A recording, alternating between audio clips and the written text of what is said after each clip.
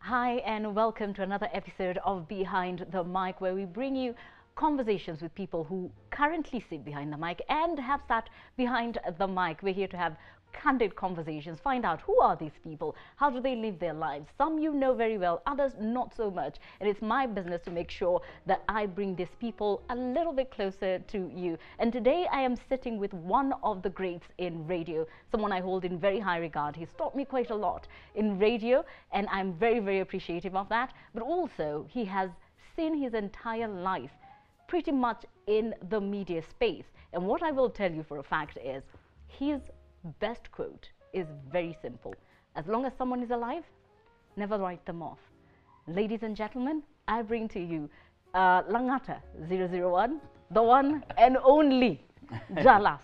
There's no 00 in it. Oh, sorry, it's just Langa'ata 1. Yes. Just Langa'ata 1. You see, like how the president is Kenya 1. So I am Langa'ata 1. How are you doing? See, I would ask questions. How are you doing? I'm doing so well. It's been a long time. So many. Since you threw me out of your show. I am torn. I was torn between, do I welcome you or do I get upset? Like, you don't have to. You really don't have to be upset. But I let me get upset. let me maybe say Formally. I'm sorry Formally. for having left without bye. Because there was no time to say goodbye when I left Hot 96 where we were. Sure? There was no, things happened so fast. Jalas, there was no time. Sure? No, I know. I know. And I really, I don't know what to blame, but situations. Yourself. Continue. Blame yourself. No, I'm not blaming myself anyway. I have to put my phones down like Yes, this. yes. So that I'm not it's distracted. a busy day. Yes. Thank you so much for having me here. Absolutely. And amazingly, let's have a good one. It is going to be fantastic. Yes. Now, first question, so that we get it out of the way. As heart people, why did you leave us? What did we do to you? Usiblash. Tulikufanya nini? Tulikukosea. Ukatuacha. Sisi na Jeff. Tulikuwa tu hivi ready. Mimi niliongezewa do. Nipake. Unaona kama tungeza. Nido. Sisi hatungeza. Mungeweza, lakini by the time ilikuwa inakam, mambo ilikuwa imeenda mbali sana. Imagine hatukuwa na shida na pesa Jalango. Not really. It wasn't even about money. I've always wanted to be in mass radio. And I think when Alex called me, we have a very different relationship with Alex. And we had the best morning show with Jeff. I think people are just starting to realize it now because of the so many short clips that are now trending all over. We had the best radio show in the morning at Hot 96. But every single radio station I've worked with, when I worked at Kiss in the morning, Caroline Mutoko gave me the best foundation in radio. All right. Then I went to Maisha. We had one of the best morning show with my best friend Alex Mwakideu. Yes. Then I came and we hosted a show with Jeff Koinange. I had so much to learn. He had so much to learn. It was out of this world.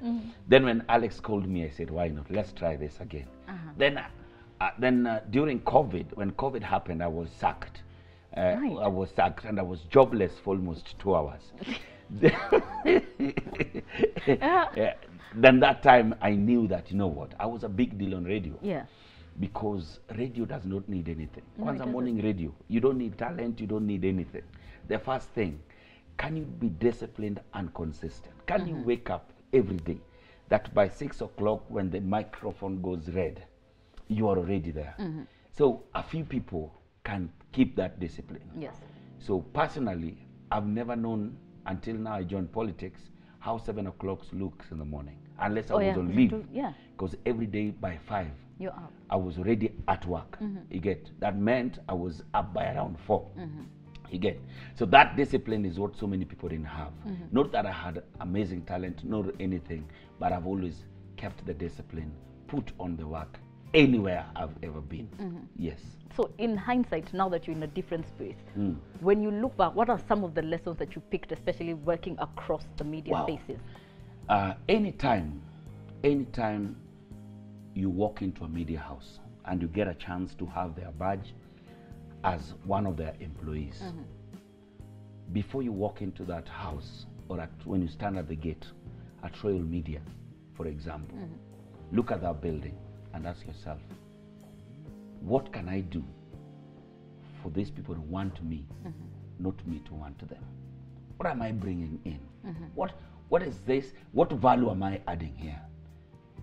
If I can be on leave for 2 weeks and everything is running well, these people really don't want me. They don't need me, you understand? But if I go on leave and everybody panics, you understand? There are few calls from clients, no, please, let him not go on leave now. We have a new product we are bringing in. No, now then is when you know umefika. But never reach, usiwahi fika. Because immediately ujifanye umefika, that's when you start coming down. Yeah. Stay humble. Stay humble. So my first lesson to every single media practitioner, anytime you drive out of the Royal Media Services, whether Standard Group or KTN or Media Max, you'll always find so many people out there wishing that they could go in that building. And you already have a chance and a badge that allows you to walk into that place without being asked unaenda wapi, because you're employed there. Yeah.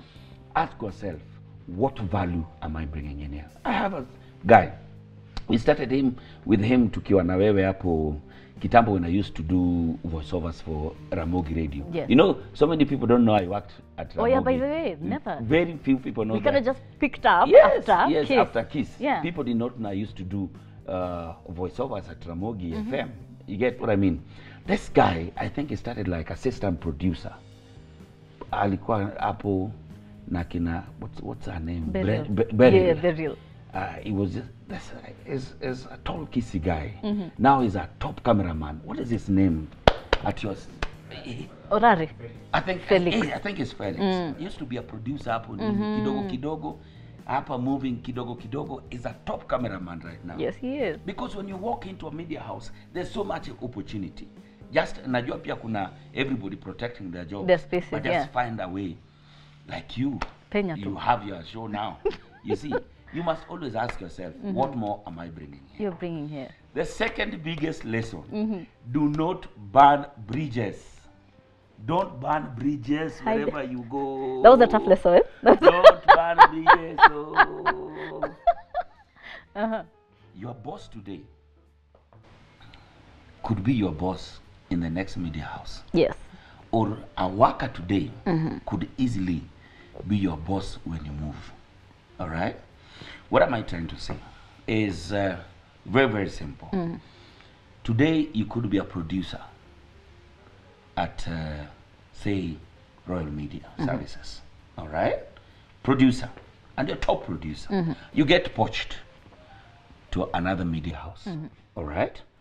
Your boss there, when you get poached, there are two things that can happen. You either raise in position or your salary or your pay goes up. Yes. So you might live here as an assistant producer. Then there unawekwa director. Kwisha. Then somebody who was your boss this side is poached and they're now the producer and you're their boss. How life changing. You get what I mean? There's no single day I've moved with all these bosses left and right. It's always a musical chair. For example, Simaloi, we were with her at Hot. Yes. When she came down, she was my boss again. You get what I mean?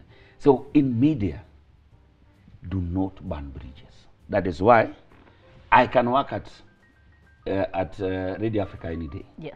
I've never burned bridges there. And even when I was going to politics, I had a blank check and a blank contract.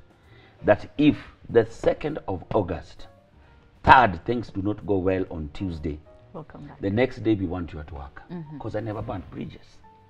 When I was sacked from Milele FM, the next day, Afune called me and told me, boss, your seat is waiting for you. I knew it was a short break. Come back and go on. Because when I left, I never burnt the bridges. You understand? Same day, TJ Japani, my boss at Standard Group, told me, boss, I've been waiting. Don't burn bridges. Be a friend to everyone. When you leave, usitupie watu mkono. Just be you. Today you are a cameraman here. Tomorrow you want to be a presenter somewhere. And you throw your hands there, then your boss at the watu hawasikii. Hawaelewi. Anafika huku anapata mtu alikuwa amedharau huku ndio boss wake hapa. Kwisha. So that's the second thing. The third lesson I've learned is be ready to learn. Be ready to learn. Get to know things. Get to know how things work. You see, most on radio. Yeah. You know, I've always been a co-host. So I've never been sitting to the other side of the control desk. Yeah. But kaboom, Jeff is sick, or I've gone to Minnesota, Felix. So I'll see you. I will not be coming. That's how you unarudi pale jamani, no. Immediately you walk in, start learning stuff. No, hii ndio fader, hii ni gadi, we are on air. This is the schedule. This is how commercials run. Yes. Very beautiful Monday morning from wherever you are. They call me Heavy J Baba. This is Hot 96. I'm riding tonight or this morning alone. Jeff is not with me, but here we are. The flight has taken off on the best morning radio. This is Hot 96. Unachukia tu because you know you've always wanted to learn. You want to know how things run. Yes. Otherwise, kuna simu unaweza pokea hivyo na kama wewe si mtu wa kusema mama yangu. Hiyo siku nasikia Hot 96 inacheza ngoma kutoka saa 12 mpaka saa 4. Maneno imekataa. Or somebody is being called to hold in. That shows that you know what this guy has never learned anything. Yeah. Learn stuff. Be ready to know. If you sit here, be ready to know how this camera works. Yeah. Kitu inaweza fanyikia hapa ni then we won't have a show. This cameras need to roll. Time has to you gotta keep be a jack of all trades when you get in there. Those are my 3 main lessons. The last one. Money is not everything. It is the only thing. And you have said that consistently. Money is every single day. Money is not everything. It is the only thing. Make sure that you paid your worth. Know your worth. Na hiyo ni ngumu. Know your worth. Do you know how that is? No, it's so hard. No. Know your worth. Immediately you take those lessons I've given you, and you know your worth and what you're bringing in. Go to HR. Tell them that this is what I want. If they know it, they'll give you. Unajua sasa utafanya kufuto kazi jala kwa sababu unawaambia know your worth. Mtu anajua know your worth lakini umeangalia economy venye inakaa. Bwana, know your worth. Know your worth bwana. You just know your worth. Utalipwa. Ukweli? Utalipwa. Nikukasirika tu. Fredi ako na pesa, Fredi afuni atakupea. Akijua wewe ni mkali, Waruru atakupea. Lakini kama wewe ni mtu hivi, hata wewe utagonga hiyo mlango. Atakwambia we are restructuring, we are like thank you very much. Unaelewa? Yes, so just know your worth. And your worth doesn't come at just from any hard work, consistency and everything. That's true. They will always notice it. And soon and very soon, even before you know it, they'll call you and tell you, we've seen, please, we've reviewed your salary upwards. Yes. Lakini unajua shida tuko nayo.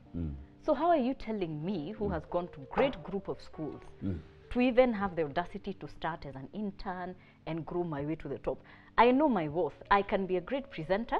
I want to co-host with Jeff and I have no experience whatsoever and I want you to pay me 800K. No, you can't start. But you just told me to know my worth. You can't start like that at internship to know. Takes time. Put work, put time, work. You understand? And what is 800? Ask Kafune what he was paying me. You need to talk. Ask him. You need to talk. Ask him. Multiply that by so many. Yes. But you must put time. Media is not your mother's home. You have to work, my friend. Ukiwa 23. You are not on holiday. Ukiwa ulijiona hapa kusoma kweli? Ulijiona 23 mimi kwa uchago huko mabei nikiwa samaki. Fish same. That ulijiona ati Langa'ata 1 nini? No, really nothing. Because when I came in Nairobi then is when I'd already been asking my old man to take me to college. Yes. Because I just left school. I had a very strong C+. Luos don't fail. So, so very strong C+. Very kidogo tu ingie B-. Hata ilikuwa inaanza kunusia. C+ in Jalang'o Boys Secondary School is airplane. It's like equivalent. Of course, yes. Yani mengiana kwa sababu let me ask you, if you're on the last day of exams, that's when you're seeing a microscope. It is obvious. Yeah. So I had a C+, and I said, you know what? And the CRE airplane. Now, so I had the airplane in CRE, then maths ikachukua mingi kutoka kwa hii kabla. So haikuwa mbaya sana. So I'm here.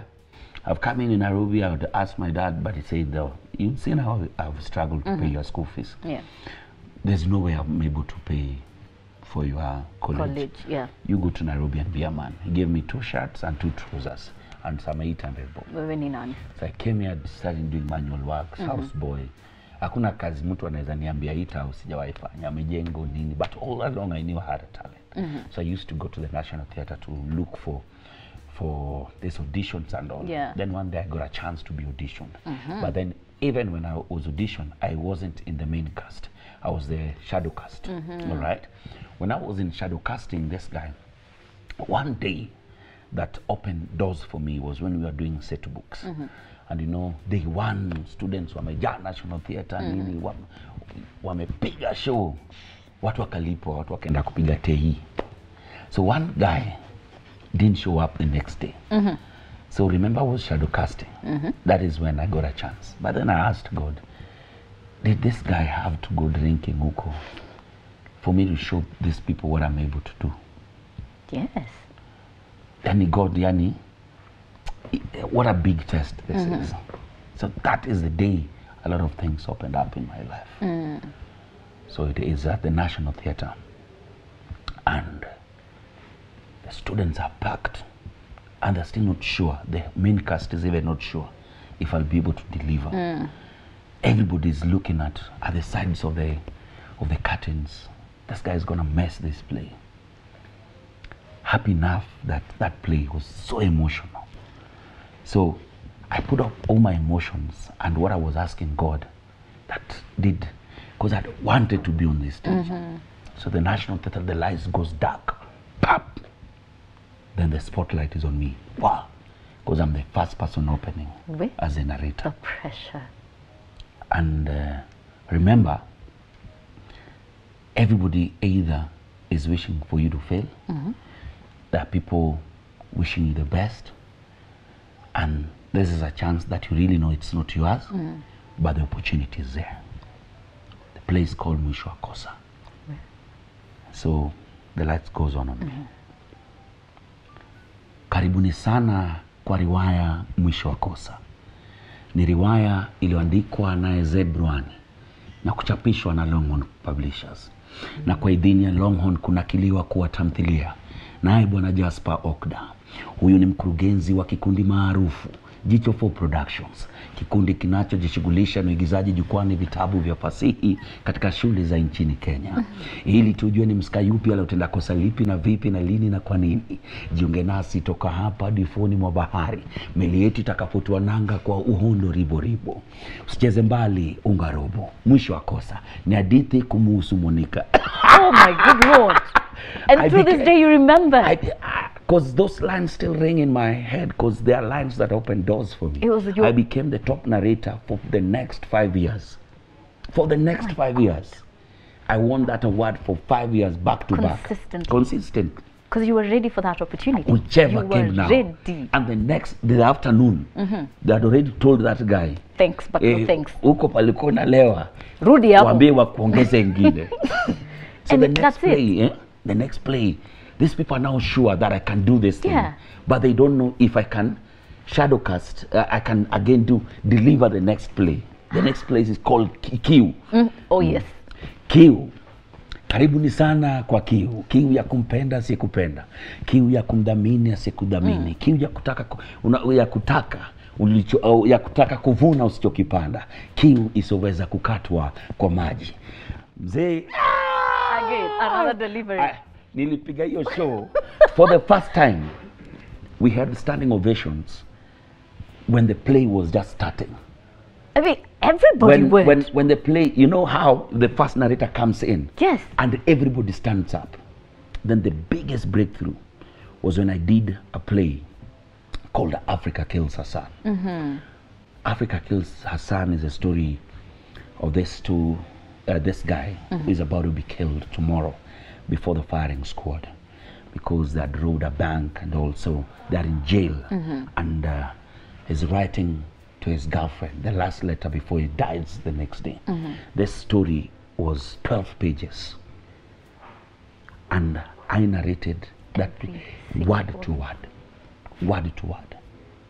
And I remember it to date, word to word. One of these days we need to do it. I kid you not. Dear Zole. Nipatie sentence ya kwanza at least. I know this letter will get to you because the prison guard has heavily been bribed to deliver it. But tomorrow, before he delivers it, the guns should have ready split our bodies into pieces. But then, you might call me a coward. At this moment of death, that's when I'm starting to write you letters. And why didn't I ever tell you this when there was still an opportunity for this one? Unajua, umepose for dramatic effect. I was ready. Hapo ndio unapiga ile tudundu. Unajua? Then I come to the most important part of this letter, my epitaph. What you'll write of a man who was shot before in squad. What you'll write about a man who was killed with people cheering. I want you to be really organic with this. On my epitaph, write Africa kills her son. Yes, Africa kills her son. That's why we've always been called this black sheep. No, the black sheep, the black Maria, the black, just everything about this continent is black. But it's a continent and a life that I'm happy to live. I hear the prison guard juggle his keys. So they will call us out. And just like usual, he's going to mix our names. He called Solis and called Samba Samba. I can see the lights coming in. We will soon be out. And how I wish they could take us to the stadium and shoot us. I wish they could take us to the ocean and kill us there. Then they throw us into the ocean. Then we'll then be eaten by the fish. At least then I would have made somebody live much more when they ate the fish that ate us. But they will not do that favor to us. I know they will take us to the stadium before a cheering crowd. Before. Then, after we've been shot dead. And it is over. Your miserable life will walk back to their homes without food. They will also ask if we have any last wishes. Sazan says he will ask for a cigarette. I can see him puff the cigarette before the bullets cut him off. I say, I will yell to the boy, wait, let's go. It's been long, but... It is how you actually are able to remember all these things. It's how passionate I was in this. So the National Theatre became my home. And we started traveling out to schools doing these plays. And I used to be so happy when you go out there to do these plays, because then there's nowhere in this country we never went. True. We traveled from the coast to Busia, from Busia to Kitale, Kitale to Turkana, everywhere. The whole of Migori County, Homa Bay, the whole of Nairobi, the larger Western, the larger Ukambani, Loitoktok, Kilamani. Everywhere I did. We did these things. See, that's how you knew all the rules, and just didn't make sense. One day I just said, you know what? Enough is enough. I'm one person who also doesn't stay somewhere for long. Yeah, clearly. Because I've always loved challenges. When you stay somewhere for too long, even like P.L. Lumumba say, even a good dancer need to know when to leave the stage. If you stay for too long, it becomes boring. Yeah. So I left, and we decided we will be doing plays now in our mother tongues. So I joined a group that was called Culture Spill. Culture Spill, then Heartstrings, and we were doing plays in Luo, in Kikuyu, and it became a big hit. And that time, Citizen had just started the local plays now. So Papa Shirandula was actually I was supposed to get myself in Inspector Mwala, but it took too long. Yes. Then I'm happy Papa Shirandula, God rest his soul in peace. One day, after asking for long, Will Brother was to be married. So the wedding, we were the uncles coming from Ugenya. And I told Otoyo, my best friend, listen, this is the chance we've been waiting for. If we even drop the ball here, even God himself will never be happy with us. Yeah. So today, how did the name Jalango come? It was just a script. There was Otoyo Jalango. And Papa gave us and told us, choose one name. Choose one character. Just like that. So today I would be Otoyo and Otoyo would be Jalango. You understand? And you stuck with the name. So I took Jalango.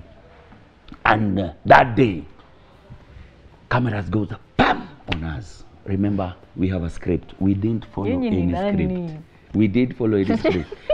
Yani, it's like cut what no wanna check. Cut what wanna check. Do you know we started shooting at 10? It was at Citizen, Yes. Right where the swimming pool used to be. Yes. Now the swimming pool, I think that is where the studio is now. Now, that is where our first shoot happened.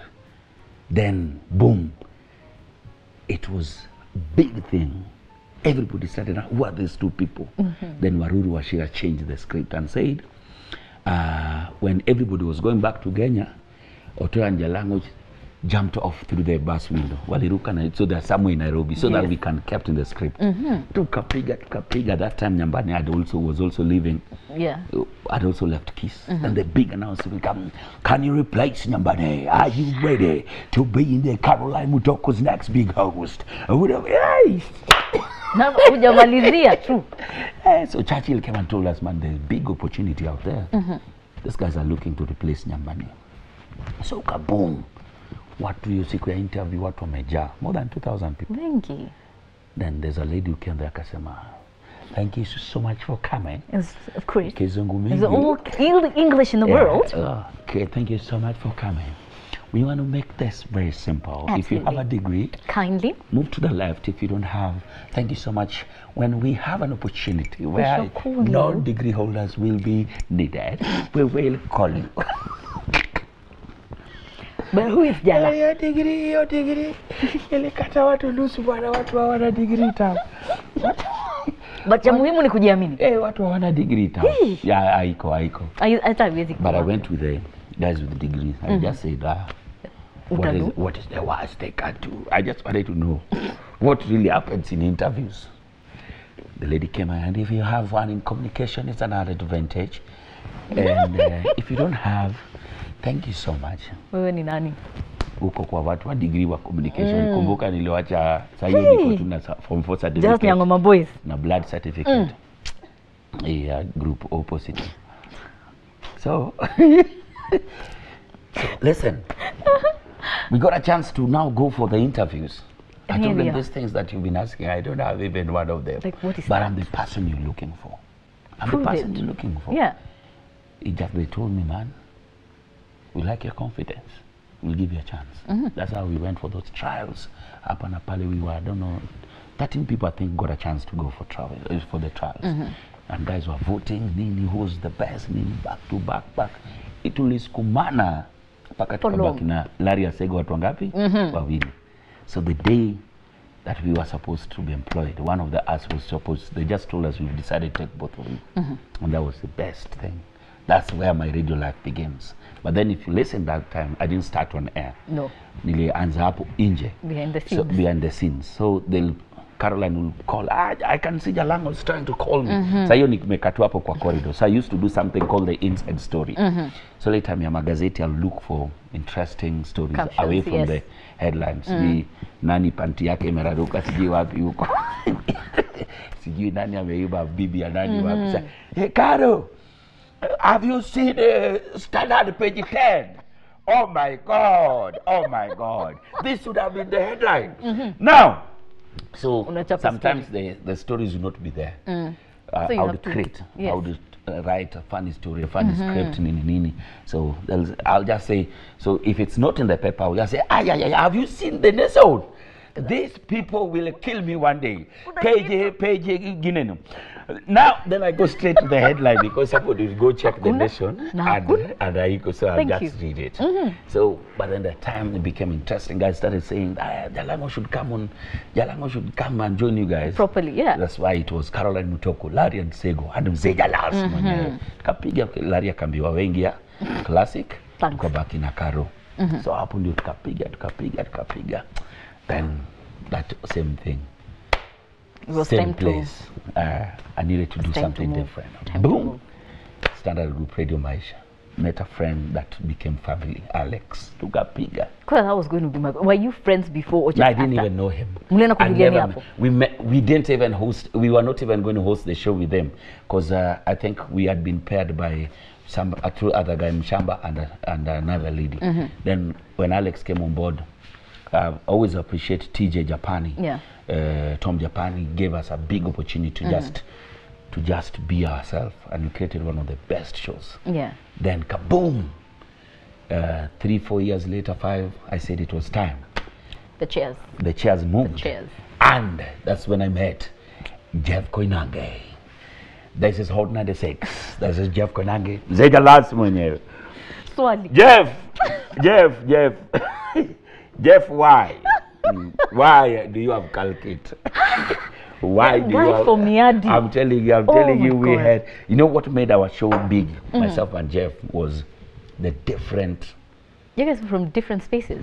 Completely. Yes. Different and spaces, everything different I told Jeff, everything I told Jeff was like new to him. Everything he told me was new to me. I think one of the biggest stories that everybody still talks about is the different diets of St. Mary's School and the Jalang'o Boys. When he told me that there was a menu.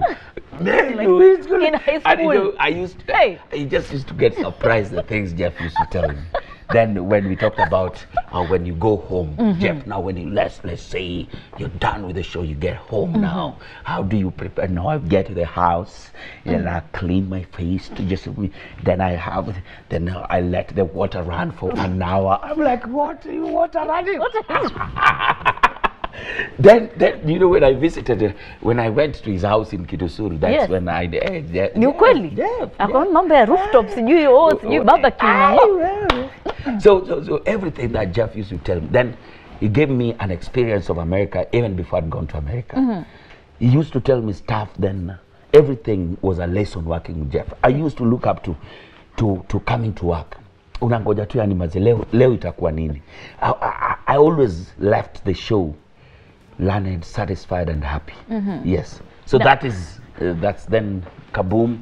I left you guys unceremoniously. 2 years later, I went to Milele FM. COVID happened. The salary issues happened. I told them, I wish make tuachane na hii babu. Ndio hapo nikakuwa sina kazi. 2 hours. Karibu masaa mawili. 2 hours. Boom. Ghafla bin vu. But Ikwaku just told me, bro, come back where it began. Unajua venye yonga, come back where it all began. I'll be waiting for you tomorrow. You're going live on air. And that's it. Kaboom. That was it. And Jalas happened. And then you remember we had hosted Kamene that time. Yes, she didn't come and we did a gig. Yes, we were doing a show with her. So it wasn't new. So but Kamene, hey, Kamene. Kamene now took me back to my younger self. Everything to what she was doing was new and fresh. Yes. She has this new fresh breath of everything. Nini. She just have the good vibes. Like nice Gen Z, like just middle Gen Z. Then the party life and masherehe nini. Ai, paka nikavya Kamene utaniwalisha. Aikumbushi zamani hata wewe ulikuwa hivyo. Kitambo alinirudisha kitambo because she runs this generation. She has this generation in her hands. She understands them, you know. She knows what we want, then she knows what these people want. Yes. So she's a balance of the old and the new, and that's what makes Kamene big. Yeah. In whatever she does. Then it was time to move. I made an announcement that, you know what, here we are. I'm going to run for politics. Did you make an announcement? No, I actually made an announcement. You know, you had kept from the minute we started. Yeah, I told you guys I would be. We used to call you. Yes. Mheshimiwa Mtarajiwa. The entire time. Yes, because I knew And how did I know that I was be MP? I started preparing. Remember early. when we were in Hot 96, that's when I was going to school every day. Every single day? Every single day I was going to school. You were getting ready? And I graduated, and immediately my degree came, because there were rumors somewhere. There were rumors somewhere that kama una degree. No, I knew what happened at Kiss will not happen again. You cannot BS you cannot, this one. This one I have to have a degree. Alafu ukaenda ukachukua ya community kena? Community development. Why? Yes, because I've always worked with the community. Even before I was a member of Parliament, I've always given back, worked with people. Yeah, consistently. Everything, school fees, whenever I have a chance. The community has, I'm a child of the community. Yes. So the community has given me so much. I've always wanted to give much more back. Yes. So that's why I went to community development. Pia ilikuwa rahisi kidogo. Sikuwa nataka pia sasa actual science ndio nifanye nini. Watu wengine pia wanaenda wanachukua. Alafu C+ pia uwezi enda uchukue kwa daktari ya nini. But all this time, you know, I've always wanted to be a pilot. Yes. And I've started training now at Wilson. Already? I just need a PPL. That's it. Private pilots license. Itafanyika one day, mtaona tu kaka nini Roger, okay, Alpha Kilo, 5 Yankee coming, please clear the runway. And I land, you will see. It's that easy. Yeah. DJ John Falme is already in class. Yes, he is. We in class, but I've never posted right now.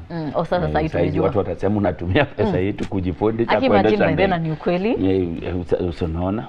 Yes, ni ukweli. Unajua vitu mingi siku hizi nafanya tu chini ya maji. Kwa sababu even the things we used to do kitambo, where you go, you have your drinks, nini, you can't do it. Somebody will think huyu ni CDF anataka anatumia pesa yetu. Unajua kwa sababu venye ulifightiaga hiyo CDF.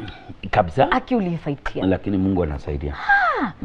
How has the change been for you? Because unajua my experience with you is, one, you taught me not just to plan, yes, but also to be spontaneous. Yeah. So that means tukikaa hivi tunasema tunapiga State House, akiangai. I will never forget that. Tunapiga State House. I remember. Wow, it's been a very turbulent moment because of a lot of things that are happening right now. Yes. And most of the decision I took to and decided I'll work with the government, despite the fact that my party and my party leader, who is my idol, my king, has said no. So it's not been easy, because so many people think I'm a betrayer, but I think time will judge me. I want the people of Langa'ata to give me a scorecard at the end of the 5 years to ask me, you promised this and this, have you delivered? And me naona kabisa, when you work closely with government and peace prevails, a lot of things are achievable. That is why I took this other different stand. And everybody knows I'm working with the president. And even before that, the president was my friend, has always been my friend. Even the first time I was in State House, ilikuwa ni tu zile, Jalango uko wapi? Niko kwa hii nyumba mpya, hujawahi kuja kunisalimia? Ama urafiki ilisha kwa sababu nikamwambia okay basi nakam. Kufika kwa gate, wow. Wewe ni nani unaenda kwa nimekuja kuona rais mgani? Nimekuja to be clear. Yeah, because I think he had just told me come, but he had not told the other guys that you're coming. No, just hiyo mimi niko DM, nimetoka huko jeshi ya baba, unajua imenitoka. So wanashangaa, this guy how umekuja hapa State House kuona rais hata sasa hii kwanza unaandika kwa WhatsApp wadau wakapiga nikampigia simu, actually call him, nikamwambia niko hapa kwa gate, akapiga simu ndio nikafunguliwa. Then we had a conversation, and from then I understood what he wants for the country.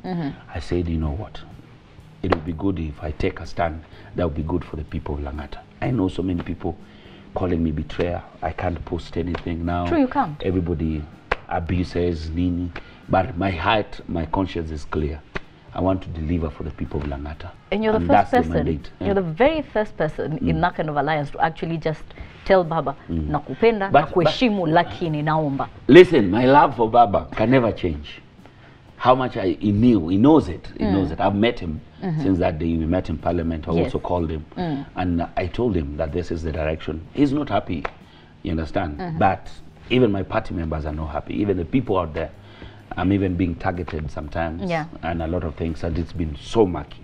But if it happens, anything happens, but my conscience is clear that I want to deliver for the people of Langa'ata. So be it. Even if it's one term. Yeah, even if it's one time, why not? You know me, because I know you. You know me. These things don't move me. There are things that don't. I've left salaries that are even bigger than what we earn in Parliament. Yeah. You understand? Parliament, how much are we paid? It's 1 million shillings. And after the deductions and all these mortgages and everything. Uliona Salasia juzi aliweka 96,000. Mimi labda yangu iko chini zaidi. Okay. What were you guys paying me at nini? Usiseme na nguvu. Wacha tu to maintain. And that salary is still there. Naweza maliza nirudi tu tuendelee. And niseme watu wa Langa'ata, asanteni sana. You gave me the job. I delivered my mandate. Here we are. Thank you so much. We're out. It won't change anything. That's true. I can go back to Jalango TV any day. No, go to Sawa. That was earning me much more than even what I earn in Parliament. My conscience is clear. I want to deliver for the people of Langa'ata. For you, it's service. And they will judge me after the next 5 years. It's the service. It's not about the position. Yeah. But the one thing I appreciate is your honesty. And the one thing that you said, watu siku hizi, they always assume that the money you're spending ni pesa yao. Kuna entitlement.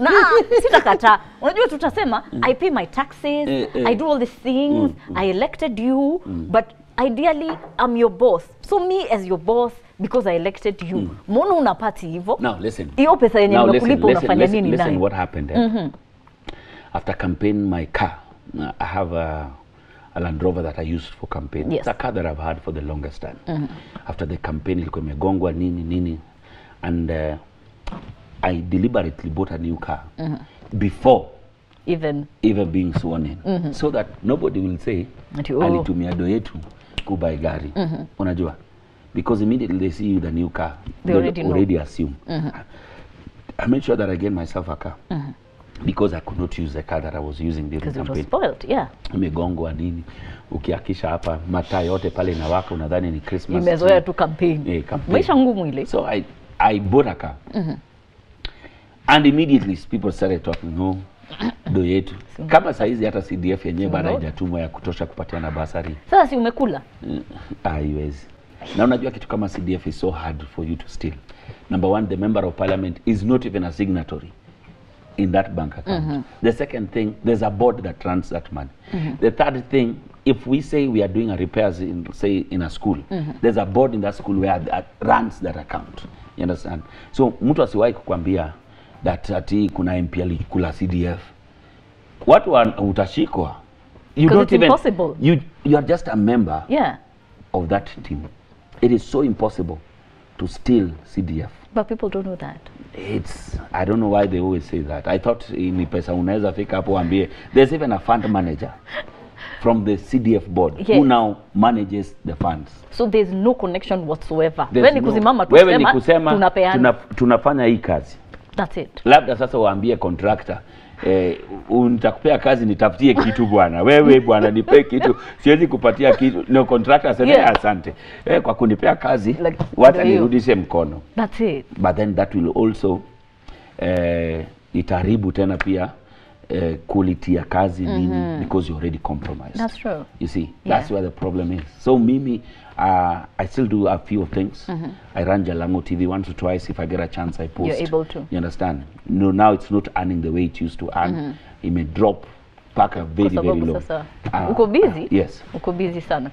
Maswali ngumu. Yes, that's it. Yeah. Me, I have a difficult question. Ask me. Now, kwa sababu umekaa side yetu. You've been in the media industry and now you're on the other side. Do you think there's a gap somewhere, especially with civic education? Like is there a way government and media can work to make sure it's, tuseme watu wako Langa'ata wanaelewa mambo yanafanyika? Because it feels like government itasema kitu moja, media tutasema kitu ingine, alafu hapa katikati watu hawaelewi.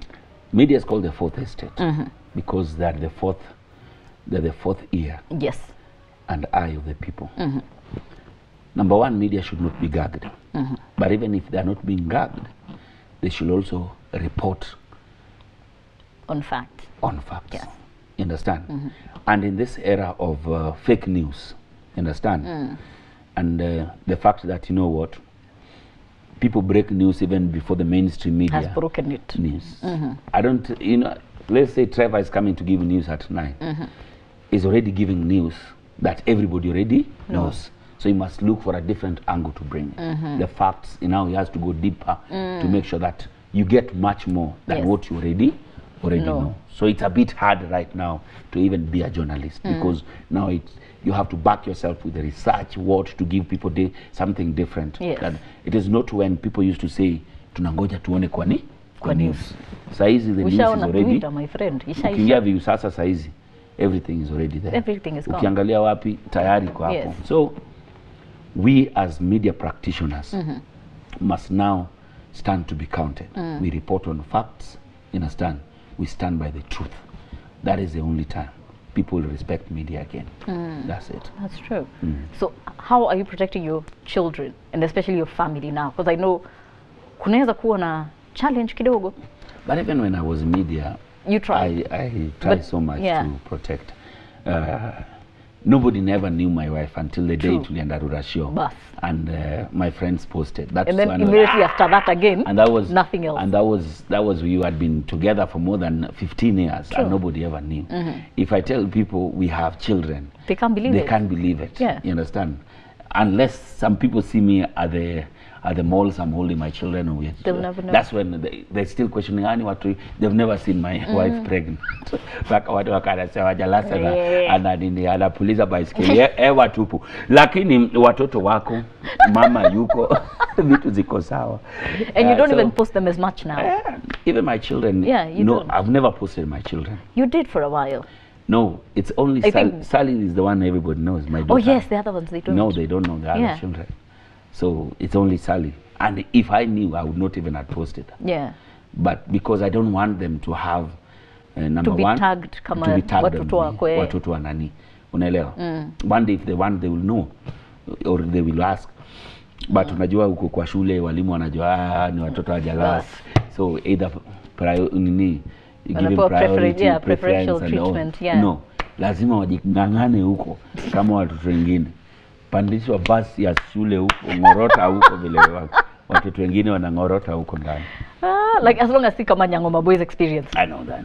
A little better. We left home to change home. A bit better. We left home to change home. Yes. So in the next 5 years, tunaenda wapi? What's our plan? What's our plan? Years, there are a lot we can't say. A day in politics is long, and I've come to realize it. A day in politics is very long. It's a lifetime. Things might change. I might want to run for a bigger position or still want to stay in Langa'ata or totally quit and just say this was my chance and not even run at all, just go do my stuff. But I still want to be in a position where I change people's lives. So we can't talk about the next 5 years now. But what I know, and one thing I know about, one day, and you've seen I've started putting up that hashtag Iposiku. One day, if Baba will never be the president, one day I'll be the first Luo president. One day. I'm not lying to you. Please mark this. Yes, you have mark to. This. And I said it here. Pin it. He has said it. If Baba doesn't win the next election, and he doesn't be the first ever Luo to be elected president, I, Felix Odiwuor, will be the president of this country one day. And you've taken it up. All I pray for is life. Just life. Remember, like I always say, I never got into something that I'll never. But the day you see my poster, Jalango running for president, I will be the commander-in-chief. Rest assured. Yes. So saita na tunaenda degree haraka na masters. I already registered for my masters. For my masters. Fantastic. For my masters. There's something good about education. It's the greatest equalizer. And it gives you a bigger perspective about a lot of things. Yeah. So you also don't want to have a president mwenye pia ana nini. So unajua Raila baba ni engineer, Ruto hapa ni daktari na PhD. Alafu mimi nakuja na degree ya community development. Tu hapa ni auoro. Kitu moja nimeona. Mimi nimeona kitabu ama mimi nimeona kitabu? Nimeona kitabu. Sijaona kitabu. There's a boy who's writing a story about me. He didn't even allow me to commission him. He's running around. He's just writing things. Like from this interview, he wants to patch up things. He went and said making of an icon. What icon? I already said I'm going to write a book. Yes, you did. And the topic is simple. Satan must repent. That's the headline of my book. Very simple. Satan must? You must repent. Must repent. If you can't beat them, arrange to have them beaten. 100%. So where did he come with it? That book, I've not commissioned it. Not only until the day you see me post. Is it what you posted? I did not post anything. Or the one I posted on my stories. You posted. No, that is just a plague some boy called Onesimus just did for me. That's not a book. I was so excited. No, my book is coming. By the time my book is coming. My book is coming. My book is coming. It will be a killer. It will be. What are you talking about? It will be big. It will be big. It will be a set book. It will be a set book. And we must. Are you going to feature in it? Yeah. No, ya kucheza.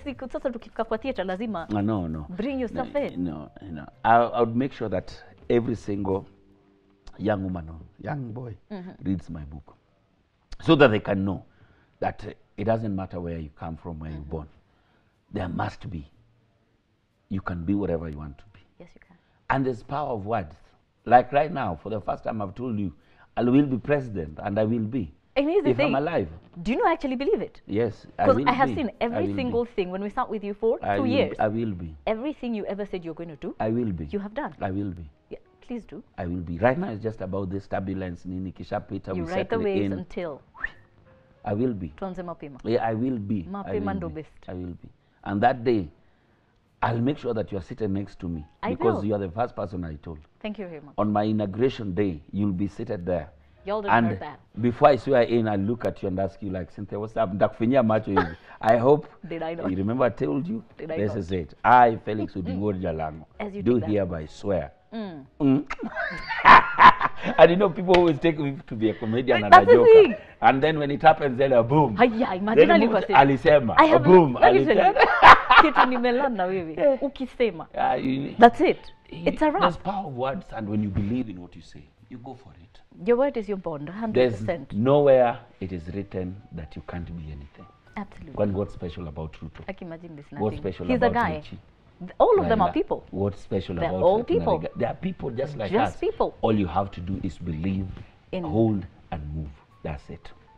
Like I always say, you cannot pickpocket a naked person. Na kwa hayo machache, wadau, tukipenda kufunga hii interview. Thank you so much, man. Thank you. I wish you the best, and I'm happy for you. I am really appreciative. I love this new gig of yours. Oh yes, it is fantastic. So right? people have now started seeing the Cynthia that you were seeing then. Now behind the mic, but now you are in front of the mic. You are the one in front of the mic. I am the one before the mic. Yeah. Ladies and gentlemen, it has been a great conversation with the one and only Mhesh Jalango, and we really appreciate that you've taken time to watch. Remember, more episodes are coming on Citizen Digital. Don't forget to subscribe and watch a lot more from me and Mhesh. See you a couple of more years. It's years, right? Like 3-4 years? 2 years. To be what? To be the president. No, we still have time. Oh, in the future? We still have time. In the future, I am seated here with a future president of this country. Best believe, if he says it, he's going to do it. And you heard it here. You heard it here first on Behind the Mic.